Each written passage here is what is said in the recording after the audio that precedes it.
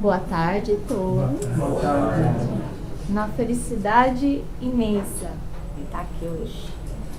Essa casa que me acolheu, me abraçou. Estou muito feliz realmente em dividir um pouco do que eu venho aprendendo na casa, com tantos vídeos, tantos estudos. E pela luz do Espiritismo, aprender a lição, os ensinos de Jesus que trouxe pra gente. Esses ensinos que muitas vezes podem ser enigmáticos, né? A gente lê algumas parábolas, algumas coisas, e a gente, mas isso realmente quer dizer? Isso não parece possível pra gente. Parece ser muito além, é uma coisa meio que uma utopia que se cria na nossa mente sobre o Evangelho de Jesus, né? Esse mundo perfeito que Ele nos promete, que Deus nos promete. Então, hoje eu trouxe para nós um estudo, que hoje a gente vai fazer um estudo, né? Não quero pensar muito como uma palestra, não sou um mestre em nada. A gente vai fazer um estudo juntos sobre esse capítulo muito bonito. Todas as pessoas que eu fui conversar sobre, né? Eu falei, vou fazer esse capítulo, Sede Perfeito. Todos eles, sem nenhuma exceção, me disseram: nossa, esse capítulo é o mais lindo do Evangelho. E eu concordo. Mas para mim não foi essa palavra que me veio à mente. Quando eu li pela primeira vez todas essas coisas lindas, eu pensei: será? Eu pensei, é desafiador, é lindo. Desafiador, talvez impossível. Então, com esse estudo, essa oportunidade de estar aqui, podia ir um pouco mais a fundo e vou dividir isso com vocês. Mas antes da gente jantar, eu vou colocar o microfone e depois, surpresa, um momentinho. Embaixo do cabelo, né? Embaixo do cabelo. Me sentindo igual. Tô me sentindo igual o Sandy Júnior cantando, gente. Assim, esse microfone. Ok. Legal? Ok. Muito legal. Já tava bom. Ótimo. Espero que você não consiga escutar minha respiração afobada. Antes de começar, eu quero contar uma história. E quem vem aos domingos ver a Vanessa nas suas palestras provavelmente já escutou essa história, que é muito marcante. É a história da mãe que perdeu o filho. Ele foi assassinado com 20 anos de idade.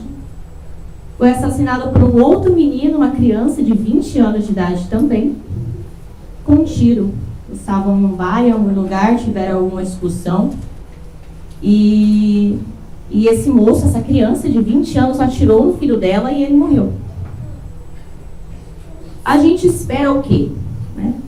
Rancor, ódio, desespero. A gente espera tudo aquilo que é o que a gente sente quando a gente pensa: nossa, mataram alguém, uma criança, um filho. Não é mais uma mãe, né? Eu não tenho filhos, então não consigo mensurar essa dor. É inimaginável. E aí, esse moço foi preso, ficou por uns 15, 20 anos preso. Nesse meio tempo, essa mãe, seguidora de Jesus, do Evangelho, sentia no coração que precisava, de alguma forma, lidar com aquele sentimento que estava ali, né? Que a gente sabe que os sentimentos não vão embora. E aí ela tomou a decisão de ir conhecer esse menino. E chegando lá, o que a gente espera? Ódio, rancor, né? Você matou meu filho. E ela fez o completo oposto. Ela perdoou. Perdoou, não só perdoou, como continuou indo, fazendo visitas a ele até o final dessa sentença que ele teve. Não só isso, quando ele saiu da prisão, ele foi morar no mesmo prédio em que ela morava. E não só isso. Eles criaram um relacionamento de mãe e filho. Ele andou com ela ao altar quando ela se casou. Foi ele quem levou ela ao altar. Aí a gente para e pensa. Eu faria isso? Sinceramente, eu acho que não. Né? Fica a reflexão para cada um. Com essa história em mente, nós vamos entrar no Sede Perfeitos. No final do Sermão do Monte, Jesus vem, nos convida gentilmente, nos dá essa pequena instrução. Amai os vossos inimigos, fazei o bem àqueles que vos odeiam. Orai para aqueles que vos perseguem e que vos caluniam. Porque se não amardes, senão aqueles que vos amam, que recompensa com isso tereis? Os publicanos não o fazem também? E se vós não saudardes senão vossos irmãos, que fazeis nisso mais do que os outros? Os pagãos não o fazem também? Sede, pois, vós outros perfeitos, como vosso Pai Celestial é perfeito. Com essa história dessa mãe, eu consigo ver, ela está mais ou menos aqui, né? Ela tá chegando nesses amai os vossos inimigos. E inimigo, já de começo, eu quero falar inimigo, né? Essa pessoa é meu inimigo, quer roubar minha terra. Não. Vamos trazer para o nosso dia a dia. Os nossos inimigos são as pessoas que a gente tem dificuldade mesmo. Nossa mãe, nosso pai, nosso filho, nosso marido, nossos colegas, o pessoal do centro, a pessoa, né? Esses são os nossos inimigos, entre aspas. Nessa parte aqui, gente, eu não parei nem um pouco aqui. Mas deixa eu focar aqui nesse final, que eu tenho algumas perguntinhas. E a minha pergunta foi: podemos ser perfeitos como Deus? Não, né? Se a gente for lá na primeira pergunta do Livro dos Espíritos, o que é Deus?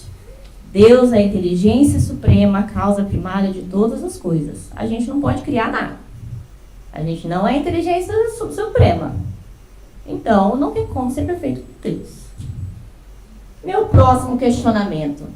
Então, Jesus falou errado? Jesus errou. Alguém manda uma mensagem aí porque tá errado o negócio. Graças a Deus. Nós temos...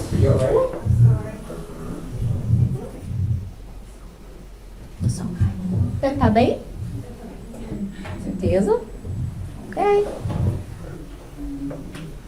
Temos. Fundo. Bom, graças a Deus o Evangelho vem e nos traz uma explicação. Porque para mim não fazia sentido. Se está errado, então por que a gente está lendo isso? E aí no Evangelho, no capítulo 17, que a gente está estudando hoje, eles nos explicam. Os homens a quem Jesus falava não compreendiam essa nuance.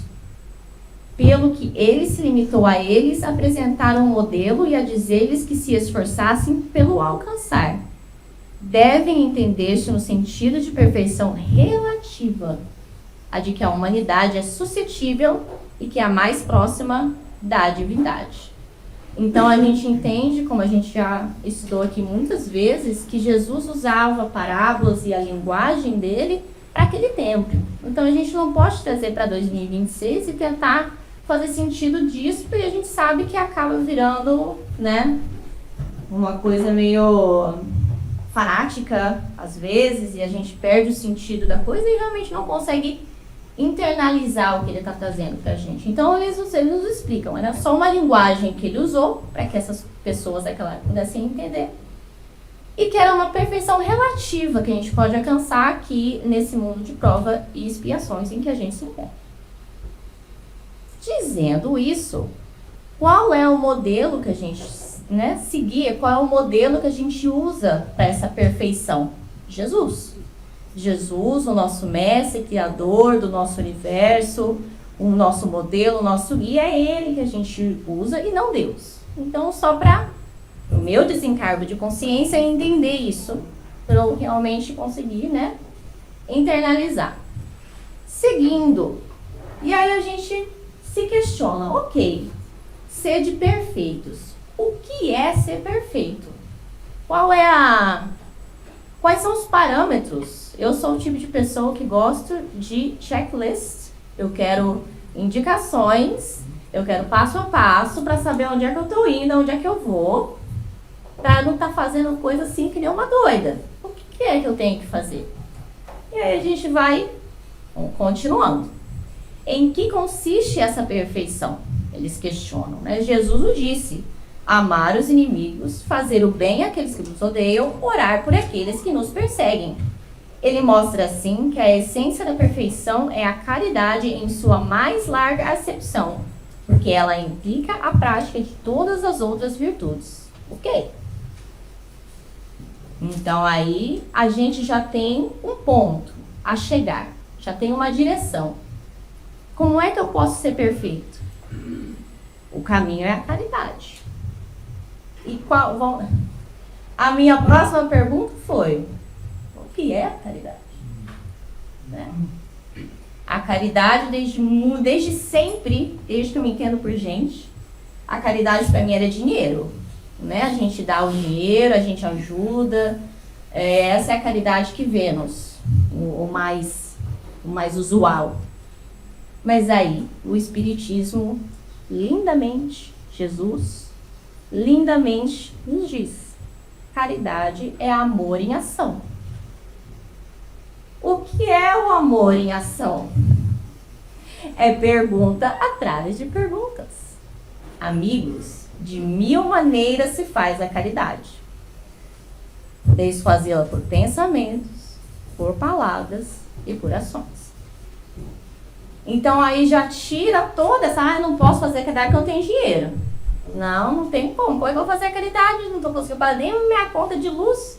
Imagina que eu vou fazer caridade por outros. Não mais. Essa desculpa já não vale. Pelo pensamento. Quantas vezes a gente pega o trem e vai para Manhattan, de 10 em 10 minutos tem alguém deitado no chão, tem uma mãe com a criança nas costas amarrada vendendo doce. Se a gente fosse parar para ajudar, para dar dinheiro para todas as pessoas que a gente vê, a gente não chega no trabalho. 2, a gente fica pobre. Porque é muita gente. É muito sofrimento. Então a gente vai o pensamento. Uma prece. Ver aquela pessoa como um ser humano. A mãezinha vem te oferecer um doce, olha no olho dela. No gracias. Só. Ver aquele ser humano na sua frente, trazer a humanidade para essa pessoa, é uma caridade. Imagina quantas pessoas ela passa diariamente que nem olham para ela.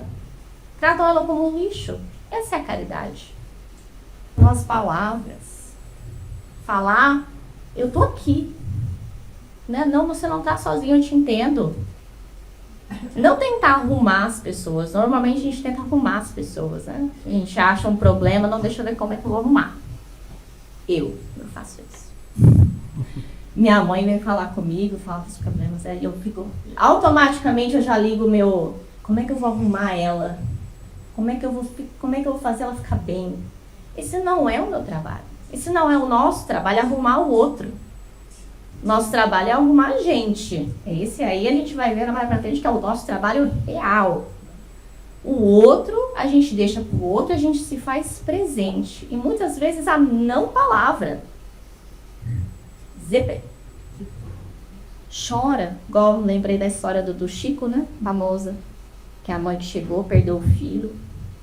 Desolada, só chorava. O que queria falar? Ele abraçou ela e chorou junto.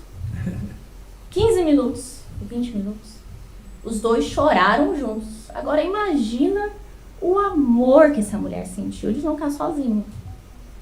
E ações, óbvio, né? A gente aqui no centro, isso aqui é uma caridade, fim. É só caridade que tem aqui dentro. Ninguém ganha nada, nada. Um exemplo, nas igrejas também, as que realmente focam na caridade, né? A gente tem que ser realista, que nem todos focam, nos mostram, todos os pontos de luz de outras religiões que a gente vê por aí são na base da caridade, normalmente. Né? Não vou entrar nisso agora. De qualquer maneira, essa responsabilidade, essa possibilidade da caridade já não está tão distante assim. Não vem falar para mim não, para você. Não vem se né, se tirar da posição de responsabilidade. Eu não posso porque eu não posso. Né? Agora, na sua consciência, você sabe que você pode. Então, responsabilidades. Outro questionamento, que isso sempre me pegou e só fazendo esse estudo hoje eu fiquei sabendo, e por isso eu sou muito grata de estar aqui, porque eu precisava saber disso aqui. Podemos realmente amar os nossos inimigos? Jesus não quis dizer por essas palavras que se deve ter por inimigo a ternura que se tem para com um irmão ou um amigo. A ternura supõe a confiança. Não tem como você confiar em alguém que te magoou. E nem deve. Né? A gente tem que ser amoroso, mas não burro. Porque não tem como falar. Né? A gente pode perdoar, a gente vai falar nisso um pouquinho, mas não ficar ali. Porque existem pessoas que realmente não querem o seu bem. Elas querem te usar. E é a natureza do ser humano agora, nesse planeta que a gente está. Então, daí a gente já tira um peso dos nossos corações. Poxa, tava pensando que eu tinha que, né, virar amiguinho, passar todo dia junto, mandar mensagem, né? Não. Existe uma lei física, é físico. A lei da assimilação e da repulsão de fluidos. A gente já estudou também muito isso aqui. A gente atrai o que a gente é. A gente atrai os espíritos que a gente se sintoniza. Os nossos sentimentos, os nossos pensamentos, é tudo conexão. A gente pode estar super conectado agora aqui, ó, lá em cima. Na hora que a gente sair daqui, a gente já conecta lá embaixo de novo. Então é conexão. Se essa pessoa que a gente tem essas desavenças são os nossos inimigos, não, pessoas que temos muitas dificuldades, a gente não vai estar na mesma ligação. A gente não vai estar na mesma vibração. Então não tem como, é impossível a gente amar os nossos inimigos. Aí eu tô pensando, Jesus eu vou de novo. Aí não. Aí tá complicado para mim. O Evangelho vem nos explicar. Amar talvez ainda não. Vamos, né? Reencarnação, vamos voltar, vamos trabalhar, vamos nascer irmão, vamos nascer marido, vamos nascer mulher, vamos nascer... A gente vai se embolar ainda para lidar com todo esse novelo que a gente cria, a cada integração, a cada relacionamento que a gente cria um novelo. Eu vejo na minha mente relacionamentos como novelos, todos embaralhados, que a gente vai ter que puxar um fiozinho assim e deixar ele retinho. Às vezes está muito enrolado e a gente não vai conseguir. E aí a gente para, a gente tenta, está tentando, mas não dá. A gente para. E qual é o próximo, o melhor passo que a gente pode dar? É não desejar o mal. Já ajuda muito você fechar essa porta e não desejar o mal para outra pessoa. Você não precisa perdoar, você não precisa estar ali de abraço, de carinho, de chamego. Mas não deseja o mal. Coloca na mão de Deus. Quem somos nós, né? Quem somos nós para julgar? Provavelmente já fizemos pior, ou vamos fazer pior, tomara que não, mas a possibilidade é alta. Não desejar o mal. Então aí a gente já, vamos fazer um recap, aonde a gente chegou. Não podemos ser perfeitos como Deus. Jesus é o nosso caminho. Inimigos, podemos amá-los, né? Difícil. Então a gente não faz o quê? Deseja o mal. Então, aí já faz um pouco mais de sentido para mim. Então, tá bom.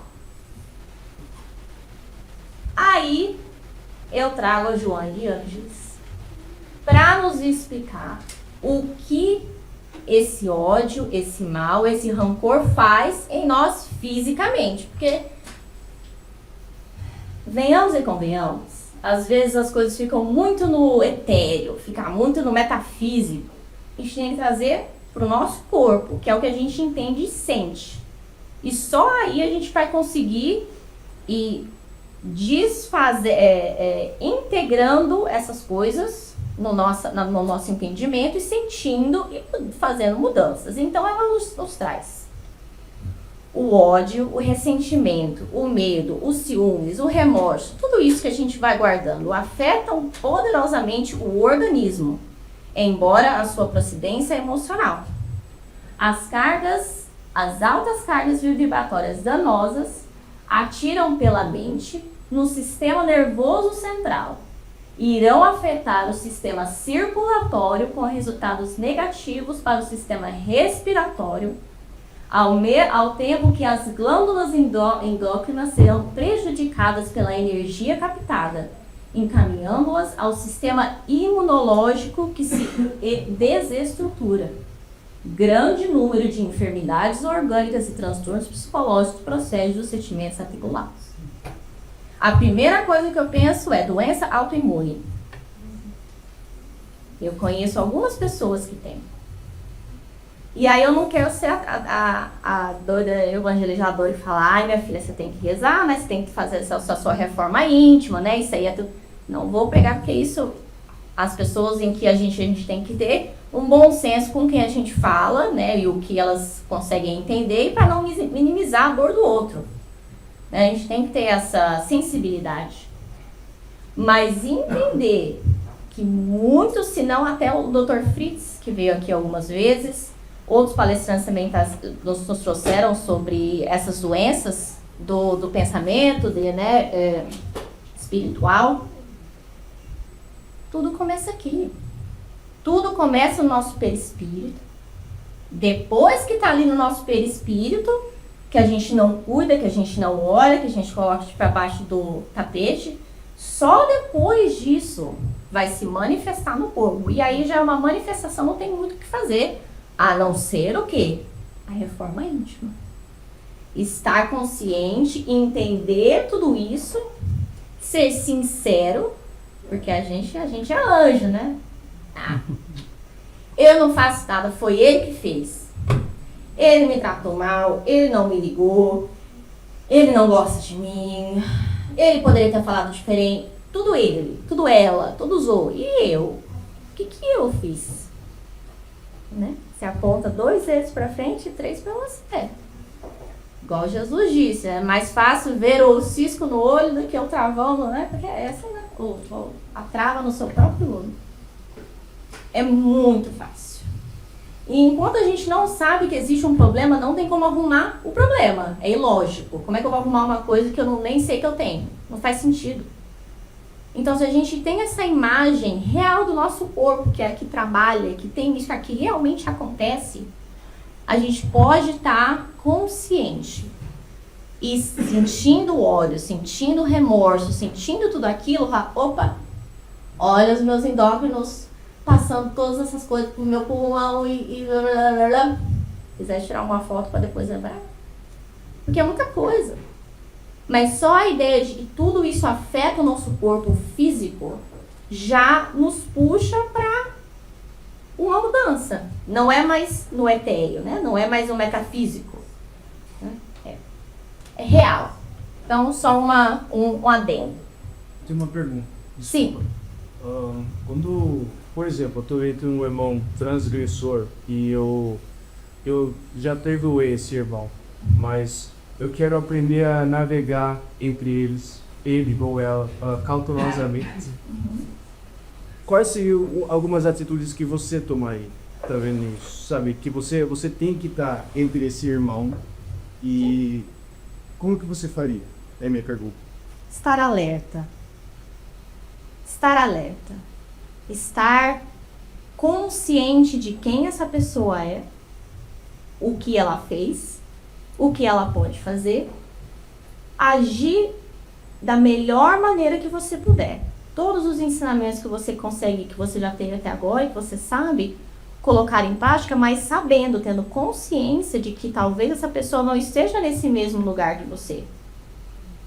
E aí, quando ela fizer alguma coisa de novo, você já vai estar alerta. Você já vai saber, você não vai ser pego de surpresa. A nossa decepção é porque a gente está esperando uma coisa e acontece outra.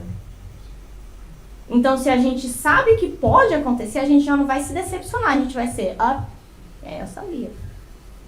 A dor não vai vir tão forte. Vai vir, obviamente, porque a gente está no mundo de planos e expiações, a gente vai cair, a gente vai errar, as pessoas vão errar com a gente.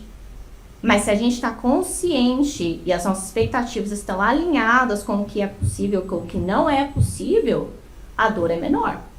E aí, dali você consegue aprender. Não é mais, não sabia. Mas você fez, existe o mérito de tentar. É isso que Jesus quer de nós. Né? É o perdoar em 70 vezes 7. Muitas, sem fim. É isso que ele quer em nós. Né? Então, tá consciente. Acho que o evangelho todo, para mim, é estar consciente.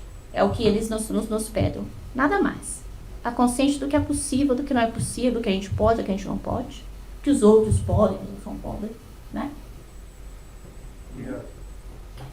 E aí a gente vai entrar nessa parte linda. Olha, realmente é lindo. E eu aconselho a vocês pegarem o evangelho, se não tiverem, e lerem.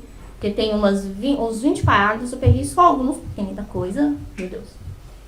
E nos dizendo passo a passo o que é ser um homem de bem. Como que a gente pode ser essa pessoa que a gente está buscando sim, né? E eles começam. O verdadeiro homem de bem é aquele que pratica a lei da justiça, de amor, de caridade em sua maior pureza. Lindo.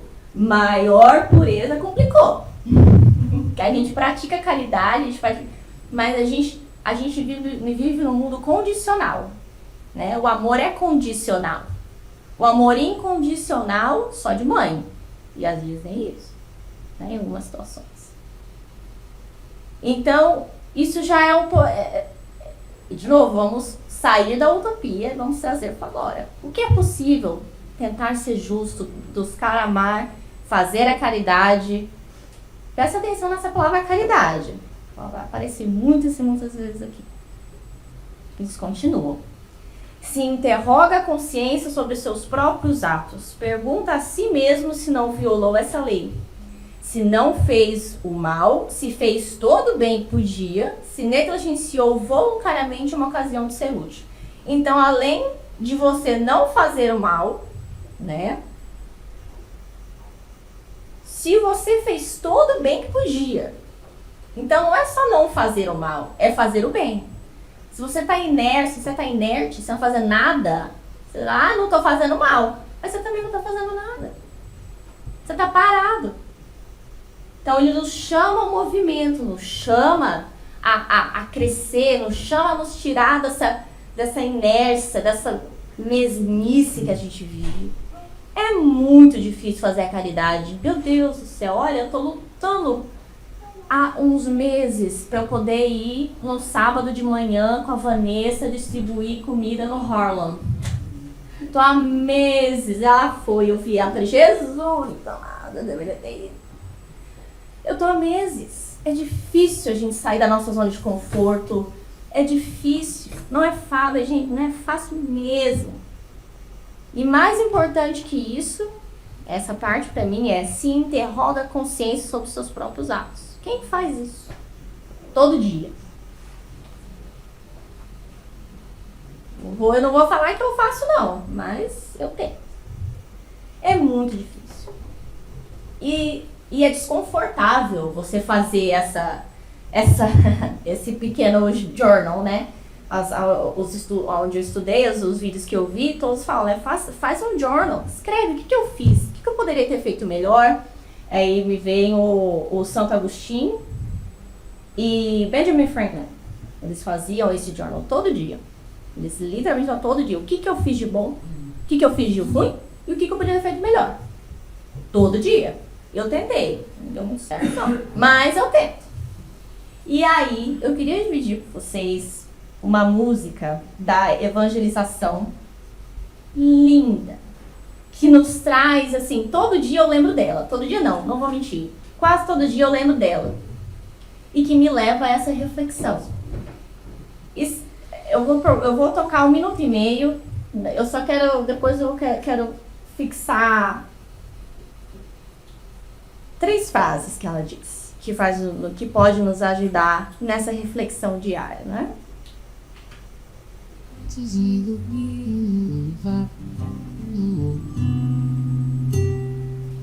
Todo dia, antes de dormir, faço um movimento, ligo o pensamento no meu dia. O que foi que eu fiz? Se foi tudo bem, fui feliz também. Todo dia, antes de dormir, faço um movimento, ligo o pensamento no meu dia. O que foi que eu fiz? Se foi tudo bem, fui feliz também. Será que vem de quem me avisou? Vem direito a minha emoção. Será que eu fiz o bem, eu fiz o mal? Primeiro que sou espírito imortal, cuidei da minha mente, corpo e coração, e coloquei vontade nos meus pés e mãos, e quando não sabia o que fazer, chorei Jesus para acolher. Todo dia um movimento, mais e mais eu me conheço, e vou descobrindo assim o que Deus gravou em mim. Não dormiram não, né? Porque essa música a gente bota pra dormir também. Ela é gostosa, mas no segundo refrão eu já tô assim, ok. E aí eu quero trazer pra nossa mente, se a gente puder guardar só esse comecinho. Todo dia antes de dormir, faço um movimento, ligo o pensamento no meu dia. O que foi que eu fiz? Se foi tudo bem, fui feliz também. Só isso. Ou só um todo dia antes de dormir. Só essas 3 palavrinhas já nos trazem a consciência para rever o nosso dia. Eu poderia ter dado um abraço, eu poderia ter ficado ali um pouco mais, poderia ter respondido menos igual um coice de cavalo, poderia ter sido mais paciente, poderia. Todos esses questionamentos, a próxima vez aí entra, né? Eu não fiz, tá vendo? Não presto pra nada, não sei, eu não aprendi, não sei. Eu fico lendo tudo isso, eu vejo vídeo e nada fica na cabeça, eu sou burro, eu não consigo. Não. Pensamento da próxima vez, talvez você faça. Provavelmente não. Mas aí na próxima vez, talvez você faça. Ou não. Vai chegar uma vez que você quer agora. Você faz. É uma repetição que a gente vai ver lá no... É a repetição. Então a meta... A meta é ter a consciência tranquila. Uma consciência tranquila onde a gente consegue deitar e dormir. Não conta se estiver tomando remédio de tarja preta, gente. Não conta. Consciência tranquila, de verdade, sem ajudas farmacêuticas.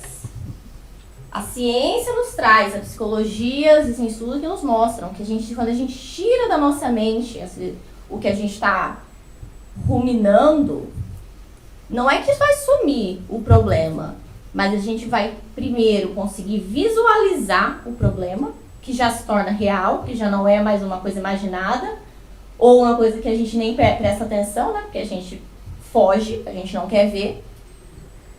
Tirando isso da nossa mente, o nosso cérebro consegue focar em dormir, em repor e fazer tudo aquilo que o seu cérebro está fazendo. Porque ele não está dormindo, né? Ele está ali fazendo tudo que ele tem que fazer para se renovar para o próximo dia. Se a gente fizer essa reflexão, colocar para fora no papel, eu sei que é chato colocar, sentar, ok, meu dia, meu querido diário, hoje eu não fiz isso e aquilo. Não precisa ser assim. notas mentais já funcionam. A nossa mente consegue se organizar. Continua. Se ninguém tem o que reclamar dele, enfim, se fez a outra em tudo aquilo que queria que fizesse para com ele. O evangelho se resume a isso. A caridade e fazer para os outros o que quer que a gente faz com a gente.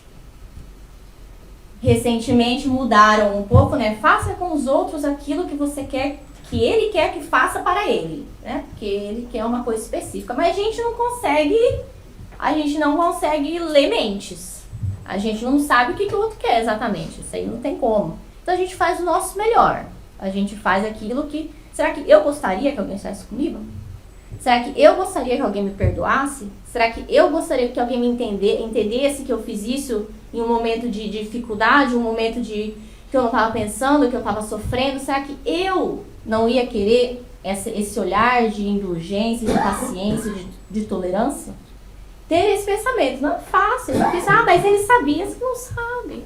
A gente não sabe do sofrimento do outro, a gente não sabe. Ter esse olhar um pouco mais indulgente com o outro. E aí eu ia tocar música, mas não toquei. E aí continua. O homem de bem tem fé em Deus, em sua bondade, em sua justiça, em sua sabedoria, sabe que nada ocorre sem a sua permissão e submete em todas as coisas à sua vontade. Complicou de novo para mim. Toda vez que eu abro meu telefone, sem estar exagerando, tem uma notícia que eu quero sair gritando de desespero.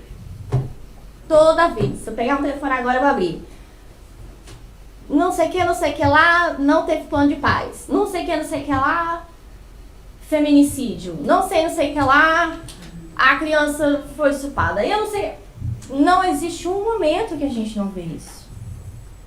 E aí, como é que você vai virar pra mim e falar, tenha fé em Deus, na sua bondade? Cadê a bondade? Deus tirou férias. Não tem ninguém lá cuidando disso aqui, porque o negócio tá pegando fogo. E aí? O que eu vou fazer com isso? Deus, eu não tô vendo tudo isso. E é aí que o Espiritismo chega, nos trazendo a reencarnação, onde a gente aprende sobre o nosso mundo de provas e expiações, aonde a gente sabe sobre a nossa transição planetária, que se tá ruim vai piorar. Desculpa avisar aos navegantes. Essa bola azul voando para lugar nenhum, igual os nossos astronautas aí foram e viram. Estamos dentro de uma aeronave. E estamos mesmo no meio de uma aeronave voando pro final de sei lá da onde, indo para lugar algum. Vai piorar. A nossa fé vai ser questionada. O nosso amor pelo outro vai ser questionado.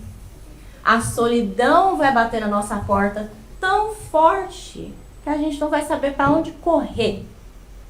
A internet tirando as nossas conexões, as crianças perdidas, os pais mais perdidos ainda. Não vai ser fácil. E aí a gente vem pro centro espírita, a gente busca uma igreja, a gente vai no centro candomblé, a gente busca significado nas coisas, né? Nós somos seres humanos e buscamos significados, buscamos alguma coisa que faça sentido. E nada faz sentido nesse momento. Porém, estudando, é o que a gente está fazendo agora, entendendo, tendo a fé raciocinada, só o que a gente entende a gente consegue internalizar. Só o que a gente entende a gente consegue aceitar. Isso não quer dizer que a gente vai ficar passivo vendo o mundo pegar fogo, né? Que aí também, se é para acontecer mesmo, então o que eu vou fazer? Eu vou esperar. Não. Você vê o sofrimento, caridade, tudo isso aí que a gente está vendo. A gente não pode estar passivo diante do sofrimento, temos que ser co-criadores com Jesus, com Deus, com a espiritualidade. E aí eles continuam. Tem fé no futuro, por isso coloca os bens espirituais acima dos temporais. Fácil dizer quando se tem dinheiro na conta, né? Quando o aluguel não está aumentando a cada ano 10% e o meu salário não. Porém, Se a gente entende, a gente sai do imediatismo, a gente vai para o espiritual, que é o eterno, e a gente faz o nosso melhor no físico, a gente consegue colocar o foco no nosso crescimento, no nosso aprimoramento.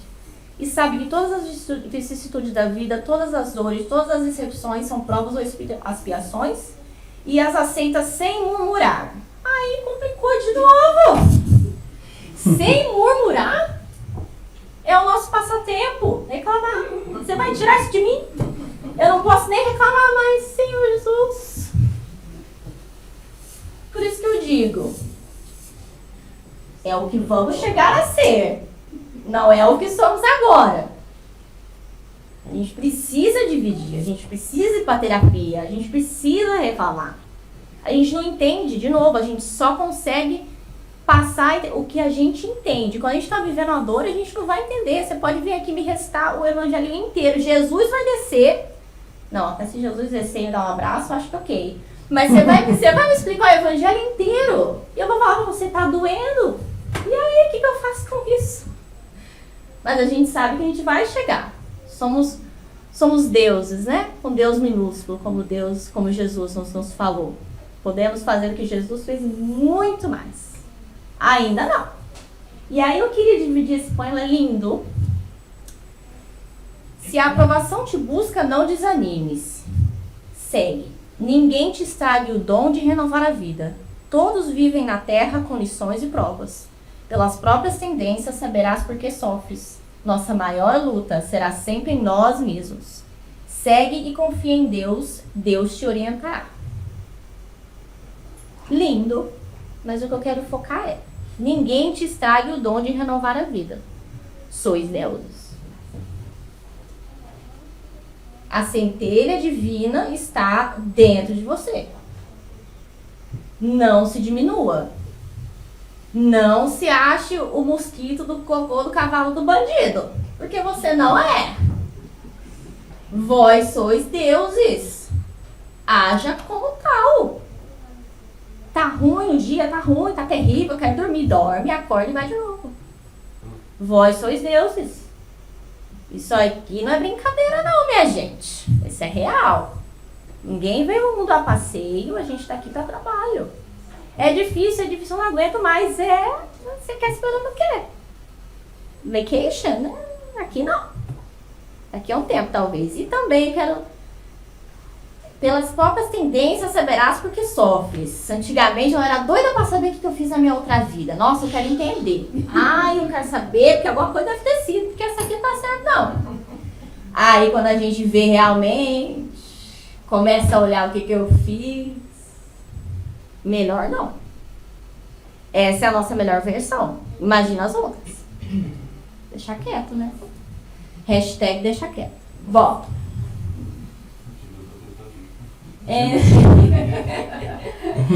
E aí a gente entra nessa parte muito bacana que nos diz sobre o dever.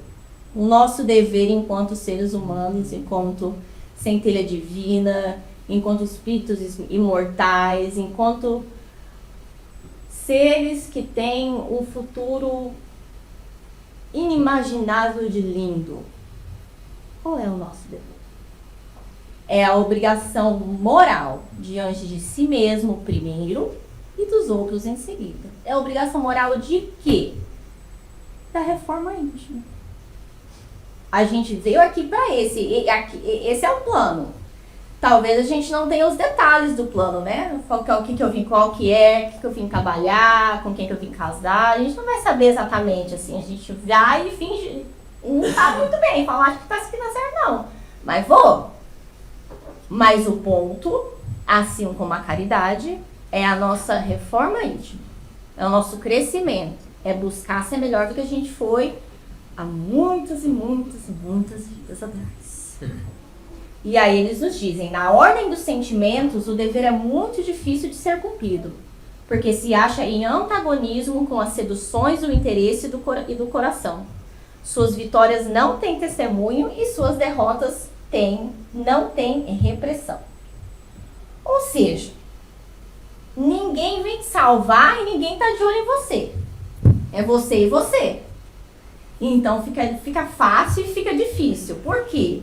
O mundo que a gente vive hoje, se você não posta um vídeo, se você não tem like, se você não tem seguidores, se as pessoas não estão te dando essa aprovação do seu trabalho, das coisas que você gosta, se não existe essa aprovação do outro, não aconteceu. Não vale nada. E aí? Depressão, suicídio. Conseguir entender que o nosso valor é intrínseco. Não depende de quem está aplaudindo para você. As suas vitórias são suas. E aí fica difícil porque a gente está acostumado a performar para o outro. A gente está acostumado a... Você tá vendo o que eu fiz? Igual a mãe, né? Nossa, meu filho, você andou tão bonito. Agora já não vale mais. O andar é o fazer é o que se espera de nós. Crescer é o que se espera de nós. Então fica difícil. E pior ainda, as suas derrotas não têm repressão. Se ninguém viu, eu não fiz. Eu não fiz. Ainda mais se não estamos conscientes, se não fizermos todo dia aquela listinha para saber. A gente coloca debaixo do tapete, a gente joga o novelo pro lado e ele vai se enrolando de novo. Não tem repressão. Ninguém vai vir aqui te falar, talvez até tenha, né? Que o povo adora reclamar. O povo adora virar pra você e falar, você fez errado ali, viu? E você, meu bem? Anyway, então eu não vou entrar nisso. É fácil. É muito fácil a gente fingir que nada aconteceu. Porém, é o dever. Estar consciente, estar alerta, fazer esse trabalho íntimo é o nosso dever. E essa passagem linda, achei tão psicodélica. O dever é uma bravura da alma. Bravura, você tem que ser corajoso de cumprir esse dever. Que enfrenta angústias da luta. É austero e brando. Pronto a dobrar-se às mais diversas complicações, conserva-se inflexível diante das suas tentações. O homem que cumpre o seu dever ama a Deus mais do que as criaturas e as criaturas mais do que a si mesmo. É o próprio juiz e escravo em sua própria causa. Olha o malabarismo que a gente vai ter que ter para cumprir esse dever. Ser austero quando é preciso ser maleável, conseguir se dobrar quando é necessário, lutar contra essas tentações, ser brando, ter indulgência, ter carinho. É uma gangorra, não é só um caminho reto, é uma espiral. A Vanessa sempre nos diz, né? A evolução é espiral. A gente vai subindo, a gente tem que descer um pouco e vai... Não é uma linha reta, tem que ter flexibilidade e saber aonde ser duro, saber aonde ser firme. Consciência, conhece a ti mesmo, saber os seus limites, saber onde você pode ir. Se eu sei que se eu for lá, eu não vou conseguir me controlar, sei lá, qualquer coisa, usar droga, sei lá, codeína. Qualquer coisa que você esteja tentando não fazer, ser ou sentir, se você sabe que existe um lugar em que lá é mais difícil de você não conseguir controlar, não vá. Por enquanto, fortalece-te, fortalece a tua fé, fortalece os seus princípios, o que você realmente quer. A gente tem que saber o que a gente quer. Não tem como um barco ser uma vela em uma direção, qualquer direção é direção. Conhece-te a ti mesmo, consciência das nossas fraquezas e da onde a gente pode chegar. E aí no livro Pensamento e Vida, Emmanuel vem nos explicar um pouquinho mais, né, sobre o dever. Dessa forma pode-se simbolizar o dever como sendo a faixa de ação no bem que o Supremo Senhor nos traça. Porém, muitas vezes criam perturbações na linha das atividades que o Senhor nos confia. Olha a minha analogia da linha do novelo que se coisa tudo. Não apenas desconjuntamos as peças da nossa existência, como também colocamos em desordem muitas existências alheias. Além de estar nos complicando, a gente complica o outro. Aí complica. Dessa maneira, recebemos por imposição das circunstâncias a esposa como incompreensiva, o esposo arbitrário, temperamento Autoritário. Temperamento difícil, que eu não sabia o que isso queria dizer. O filho doente, o chefe agressivo, a tarefa compulsória do benefício ao outro. Quantas pessoas a gente conhece? Eu só faço, as pessoas só me usam, as pessoas só fazem isso comigo. Né? A gente tá realinhando as coisas. É por esse motivo que nada vale de desertar do campo das duras obrigações em que nos vejamos sitiados. Basicamente ele está falando, não adianta fugir. A gente vai ter que pagar essa conta.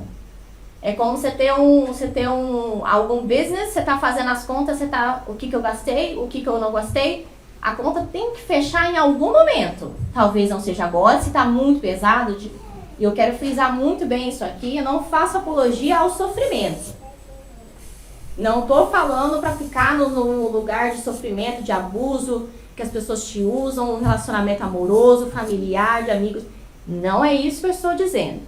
Eu estou dizendo que, a partir do momento em que a gente conhece os nossos limites, sabemos aonde podemos e queremos chegar, a gente se retira. No mais, se não terminou aquilo que tem que ser reajustado, a gente vai reajustar de alguma outra maneira, em outra vida. Porém, queremos nos livrar, entre muitas aspas, dessas pessoas, né? Mas não da pessoa, mas do sentimento que ali reside. Vamos entrar na virtude. No mais alto grau, a virtude é o conjunto de todas as qualidades essenciais que o homem de bem. Leiam o capítulo todo, que é lindo. Ser bom, caritativo, laborioso, sóbrio, modesto são qualidades do homem virtuoso. E aí no livro dos Espíritos, o Allan Kardec, muito esperto, não sei se eu seria tão esperto de perguntar, mas ele foi fazer a pergunta que pra mim é o que eu queria saber. Qual é a mais meritória de todas as virtudes? Pra eu focar nela, né? Por que eu vou ficar fazendo as outras coisas se eu posso focar na que é a mais meritosa? Eu vou ficar perdendo meu tempo? Eu não. Toda virtude tem seu próprio mérito, seu mérito próprio, porque todas indicam progresso na senda do bem. A sublimidade da virtude, porém, está no sacrifício do interesse pessoal, pelo bem do próximo, sem pensamento oculto. A mais meritória é a que assenta na mais desinteressada caridade. De novo, deu uma volta toda, 53 minutos para voltar na caridade. De novo. Então, se a gente for esperto, a gente vai focar na caridade, porque dentro da caridade tem todas as outras virtudes. Não tem como ser caridoso e ser egoísta. Até tem, né? Você está fazendo de fichinha para postar na internet e ter like. Mas a cada um as suas obras. A sua consciência te dirá. A virtude verdadeiramente digna desse nome não gosta de se exibir. A virtude real não precisa desse aplauso. Ela faz porque ela é. Então, cada um com a sua consciência. Deixa o outro com o outro. O que eu tenho a ver com o outro? Qual que é a minha, como é que eu estou agindo? Muitos do que são virtuosos são pouco conhecidos do mundo, mais conhecidos de Deus. Eu tenho certeza absoluta que existe muito mais gente boa nesse mundo. Eu corto meu dedinho mindinho, que eu sei que existe muita gente boa no mundo, mais do que gente ruim. Espero. Mas eu acredito no fundo da minha alma que eles só não são tão espalhafatosos como o mal. Mas que tem muita coisa boa acontecendo, tem. É só a gente buscar. Eu tenho certeza disso. Eu preciso ter certeza disso. Mas vale menos virtude com a modéstia do que muitos com o orgulho. Então não adianta você ser, eu sou isso, eu sou aquilo outro. Pra mim, você tá caçando Pokémon. Você lembra dessa época que você foi todo mundo pra rua caçando Pokémon? Quanto mais melhor, né? Você ia caçando um ali, eu quero ter 20 Pokémon. Fica adiante você ter virtude, essa tal de virtude aí, que se não vale de nada. A gente vai entrar aqui dessa parte que é muito séria.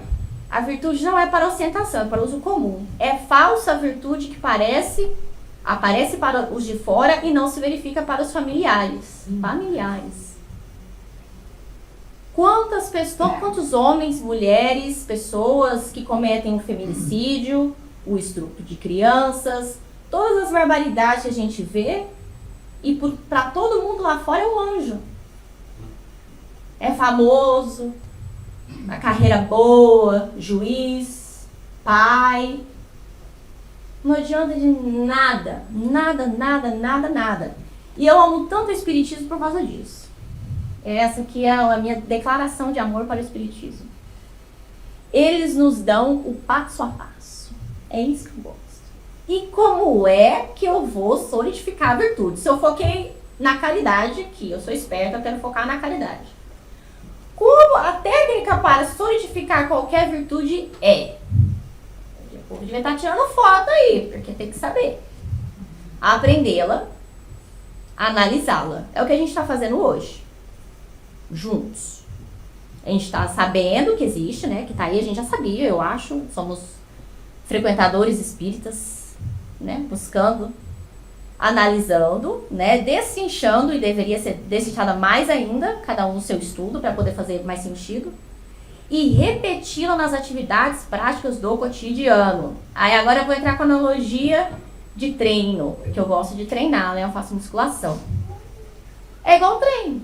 Para você crescer o seu músculo, você vai repetir o mesmo movimento milhões de vezes. Milhões de vezes, e vai ficar, gente, eu não aguento mais fazer isso. É isso.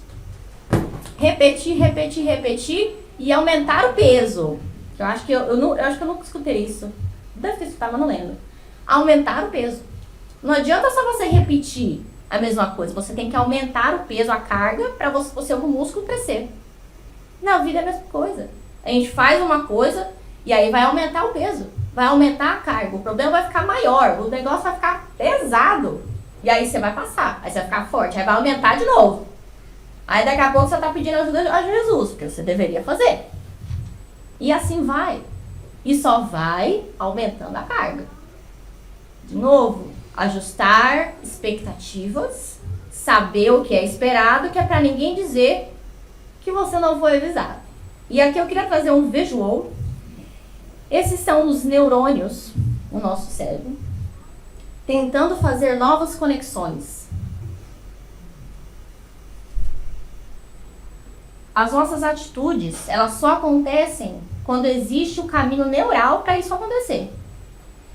Não adianta você querer forçar um sentimento, uma ação, qualquer coisa, se você não está criando esses contatos, esses novos contatos. Se chama neuroplasticidade. Eu tenho certeza que vocês já ouviram essa palavra que ficou famosa aí. Você tem que criar esses caminhos. Repetição. Repetição, repetição, repetição, repetição, repetição. Só assim que a gente vai criar. Só foca em algum ali. Esse aqui tá parecendo que tá sendo completamente descelerado aqui. Tá morrendo. Eles estão fazendo conexões. E é difícil criar uma conexão, viu? Não é fácil, não. Não é fácil. Quando a gente é criança é muito mais fácil, mas depois que a gente tá mais velho, o bicho pega. Só pra gente ter de novo, trazer pro físico, trazer pra gente conseguir visualizar a dificuldade que é ser melhor. E aí eu quero fechar. Ai, deu tempo, de felicidade. Eu quero fechar com uma historinha que eu encontrei. Que eu vou ler, não coloquei, porque tinha muita coisa de ficar muito busy. Mas eu vou contar pra vocês. Espero que as minhas aulas de evangelização apareçam agora. Vou fazer. No extremo limite da terra com o céu, aportou um peregrino envolto em nevoado manto. Irradiava pureza e brandura. A fronte denunciava-lhe nobreza, pelos raios diamantinos que emitia de todas as direções. Extenso halo de luz assinalava-lhe a presença. Recebido pela entidade angélica que predizia a importante passagem, apresentou sua aspiração máxima, ingressar definitivamente no paraíso, gozar-lhe o descanso beatífico. Explicando, ele estava querendo entrar no céu, né? Morreu, chegou lá, lindo, maravilhoso, exalando toda a beleza do mundo. O divino funcionário, embora admirado e reverente perante o espírito tão puro, esboçou o gesto de quem notava alguma falha menos visível ao olhar inexperiente e considerou. Então ele sabia que tinha uma coisa errada ali. Meu irmão, rendo homenagem à alvura de tuas vestes. Entretanto, vejamos se já adquiriste a virtude perfeita. Ou seja, ele estava lindo. Por fora ele era o velho Pitt. Estava arrasando. Aí ele sabia já que o negócio não estava muito certo. E começou. Sorridente, feliz, o viajador vitorioso pôs-se à escuta. E começou o indagamento. Conseguiste entesourar o amor sublime? Perguntou o anjo respeitoso. Graças a Deus, informou o interpelado. Edificaste a humildade? Sim. Guardaste a esperança fiel? Todos os dias. Seguiste o bem? Invariavelmente. Cultivaste a pureza? Com um zelo extremo. Exemplificaste o trabalho construtivo? Diariamente. Sustentaste a fé? Confiei no divino poder acima de tudo. Ensinaste a verdade e testemunhaste-a com todas as minhas forças. Conservaste a paciência sem perdê-la jamais.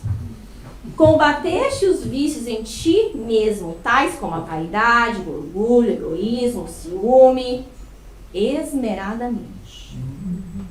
Guerreaste os males que assolam a vida, como sejam o ódio, a perversidade, a insensatez, a ignorância, a brutalidade, sempre.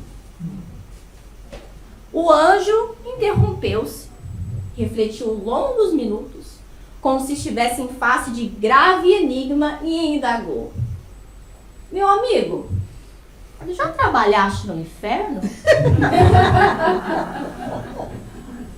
Ah, isso não, respondeu o peregrino escandalizado. Como haveria de ser? O fiscal da celeste alfândega sorriu a seu turno e observou.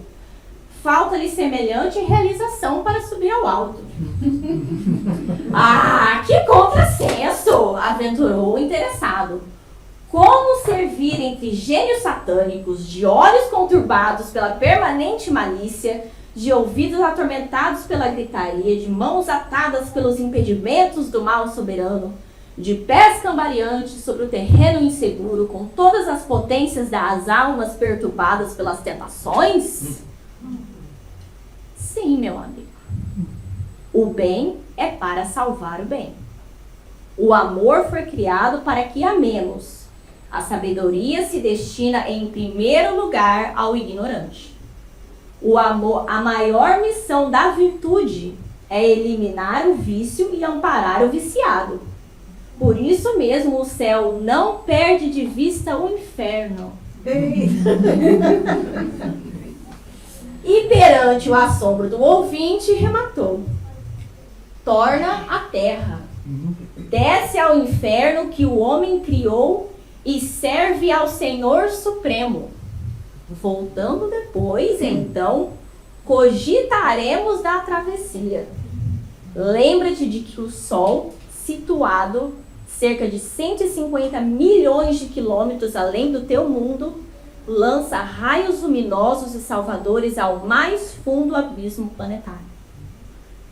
Em seguida, o controlador da porta celestial acerrou a passagem ligeiramente entreaberta e o peregrino de capa lirial, espantadíssimo, desapontado, sentou um pouco a fim de meditar sobre as conquistas que havia feito. Gente, o inferno é aqui, a luz tem que estar aqui, a gente está aqui para trabalhar duro, não adianta reclamar, e graças a Deus, a gente tem o Espiritismo para nos acompanhar. Os nossos espíritos amigos, a casa espírita, o Espiritismo é um bálsamo. Que possamos sentir essa gratidão imensa de estar aqui agora, porque pode ser muito pior e vai ser, mas vamos lutar todos os dias, lembrando de fazer Todo dia antes de dormir faço um movimento, ligo o pensamento. O que eu fiz? O que eu posso ser melhor? O que vai me trazer de volta à terra renovada que um dia vamos ter. Muito obrigada pelo seu tempo, pela sua paciência. Muito, muito obrigada a todos.